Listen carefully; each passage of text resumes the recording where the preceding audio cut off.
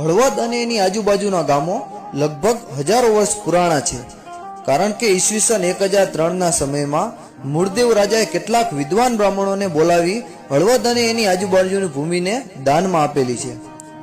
આજથી સૌકાવ પુરુષ સંસ્કૃત પ્રેમી એવા વૈષ્ણવોએ આ ભૂમિને લાંગનપુર તરીકે ઓળખતા હતા. હળવદ ગામમાં સ્વામિનારાયણ ભગવાન પોતે પધારેલા અને 3 દિવસ રોકાયા પણ હતા અને શિવરામ જાનીના ઘરે મહારાજે થાળ પણ ગ્રહણ કર્યો હતો. અને જ્યારે મેવાડથી મીરાબાઈ દ્વારકા જવા નીકળ્યા હતા ત્યારે તે પણ હળવદમાં રોકાયા હતા. હળવદનો દાંડી મહેલ સુંદર કાષ્ઠ કામ માટે પ્રખ્યાત છે અને તેને રક્ષિત રાષ્ટ્રીય સ્મારક તરીકે પણ જાહેર કરવામાં આવ્યો છે. સામંતસર સરોવરની પશ્ચિમે મોલાકાજી નામનું દાઉદ વહોરાનું સુપ્રસિદ્ધ યાત્રાધામ પણ આવેલું છે.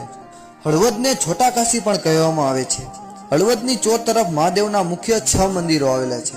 તે ઉપરાંત નાના મોટા થઈ 50 જેટલા શિવ મંદિરો આવેલા છે. હળવદના બ્રાહ્મણો 1 ટકે 50 લાડવા ખાઈ જતા હતા અને એટલા શક્તિશાળી હતા કે એકવાર રાજના મલને માથા પર ઢીકો માર્યો તો માથું પેટમાં નાખી દીધું હતું ને એમને હળ હાંકવાનું હોય તો રાતે બીજાનું હળ માથે ઉપાડી લઈ આવતા અને આખી રાત હાંકી સવારે પાછા ત્યાં ને ત્યાં મૂકી આવતા હતા.